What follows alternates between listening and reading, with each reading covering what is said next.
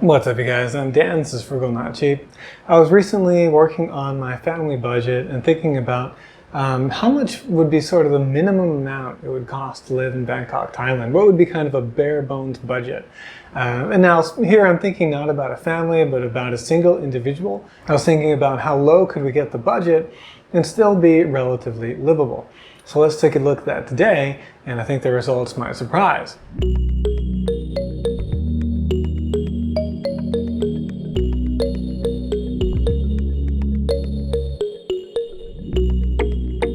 When I construct a budget, I usually think about it in this way with three different categories.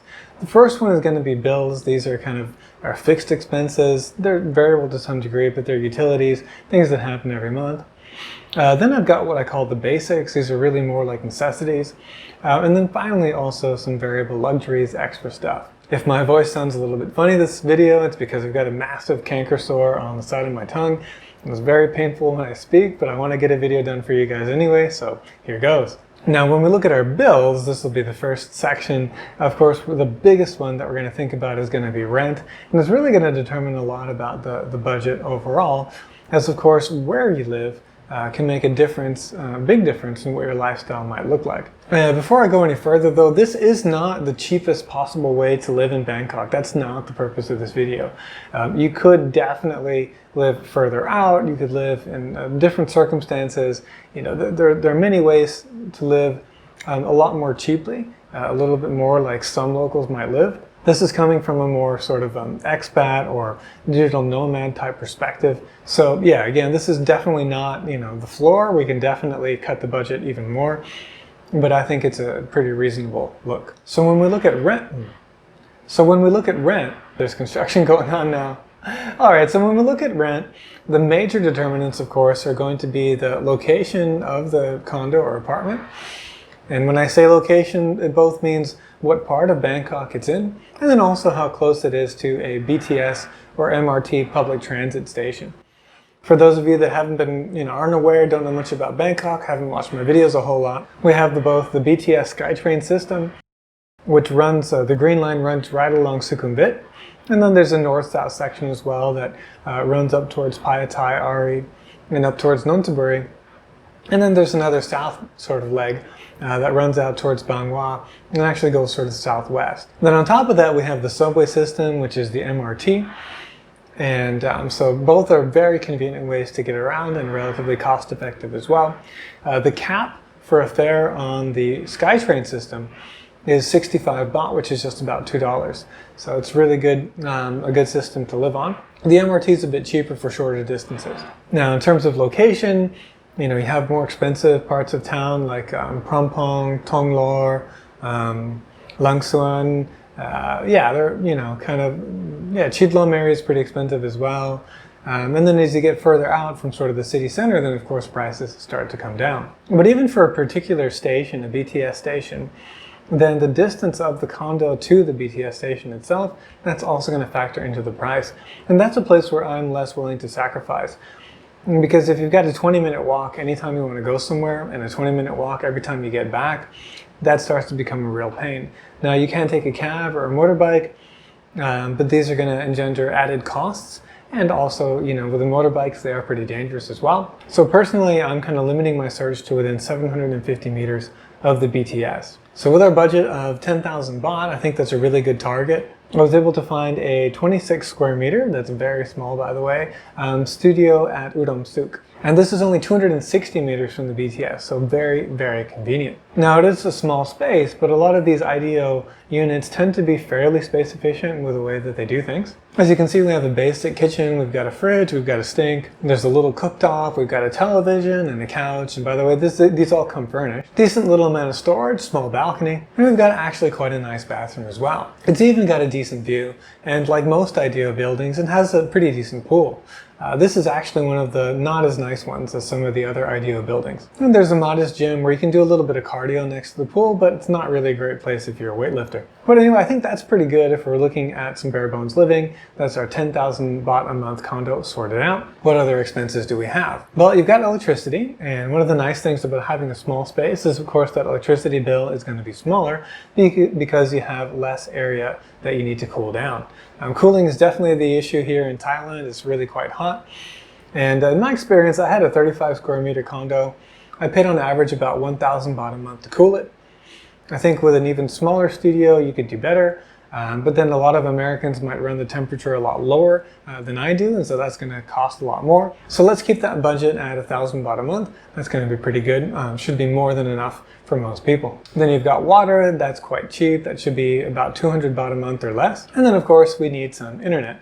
Now, one thing you could do is kind of do the mobile hotspot thing, but for most of us, we want to consume more content than that.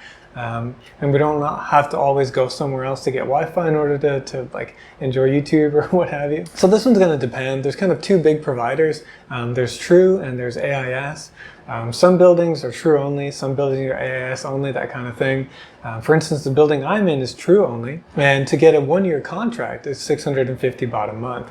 It would be it would be less than that if I was going to do like a 2-year contract, but I didn't really want to do that in case I have to move.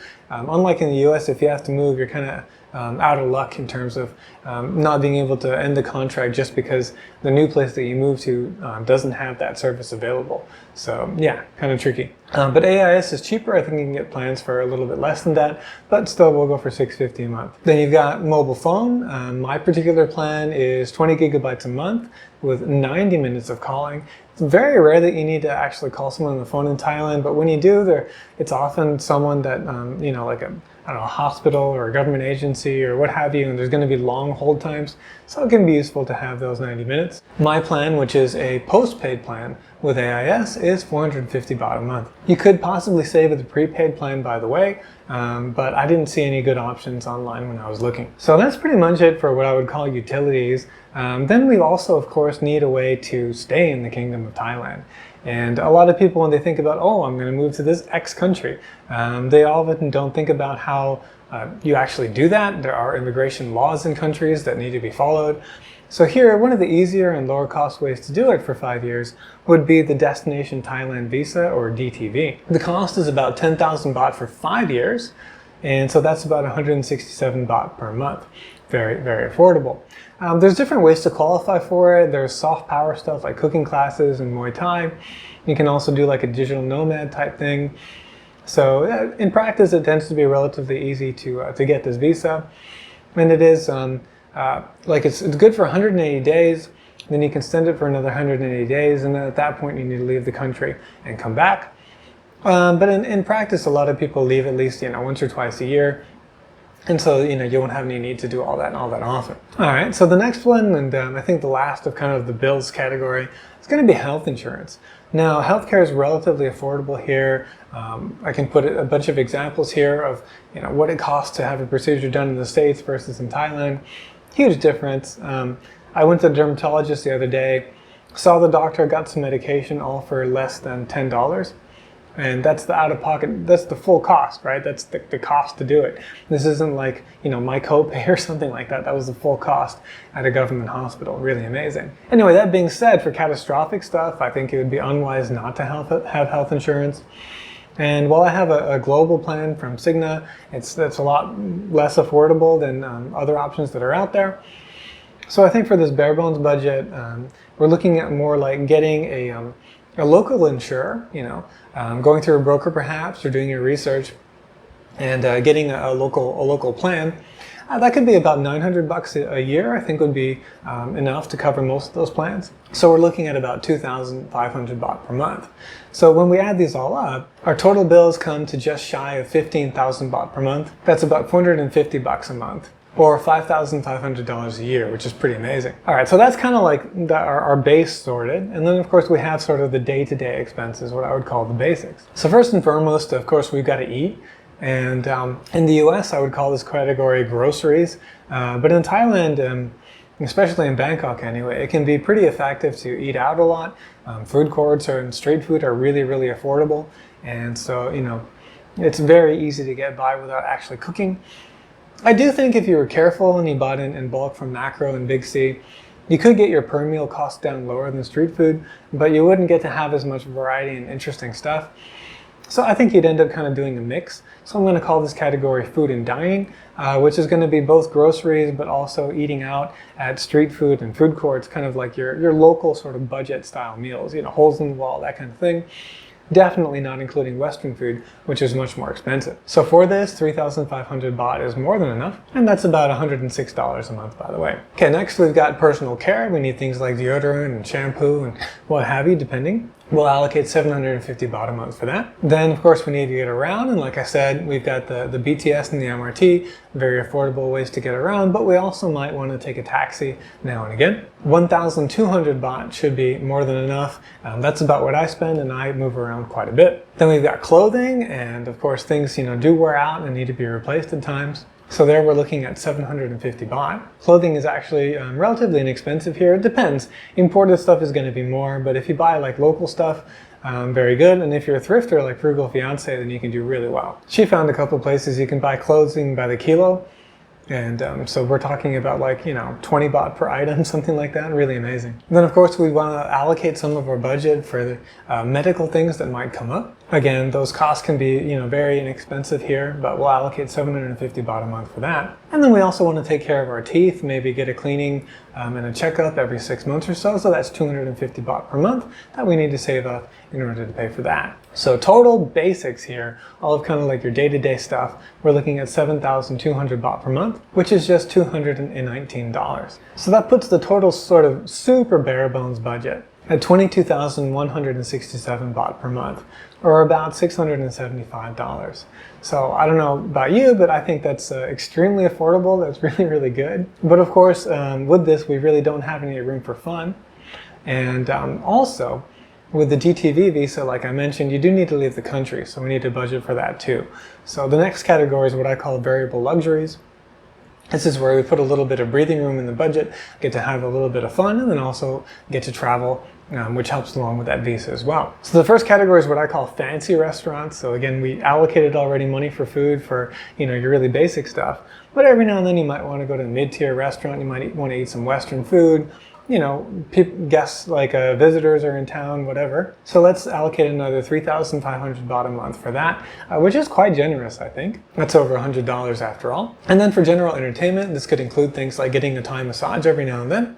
We'll allocate another 1,000 baht. Then we might want to have a subscription to like Netflix or HBO or what have you. I tend to kind of cycle these through if I want to. And so that's about 400 baht a month. And then finally we have that travel category. We'll want to take a few trips.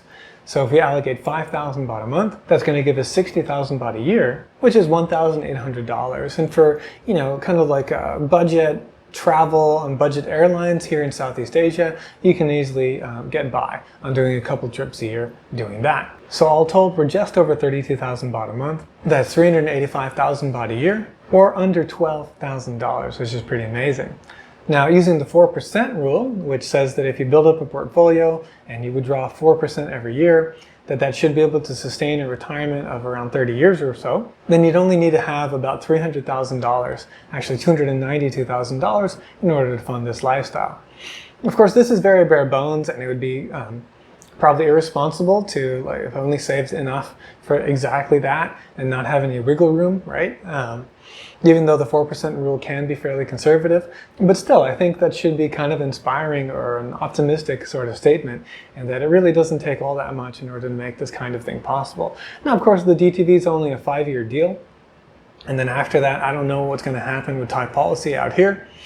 Depending on your age, if you did it at age 45, then you can get a very inexpensive retirement visa at age 50. Unfortunately for me, when I moved out here, I was only about 40, and so to bridge the gap to age 50, I had to go for a 10-year visa, which was a lot more costly. But anyway, more on that in older videos. And by the way, if you're curious about my most recent budget here in Thailand, you can check out this video as well. But I hope today's look at what a bare bones budget might look like in Bangkok was helpful. If you did enjoy the video, please hit the like button and consider subscribing. Thank you very much for watching, and I'll see you in the next video.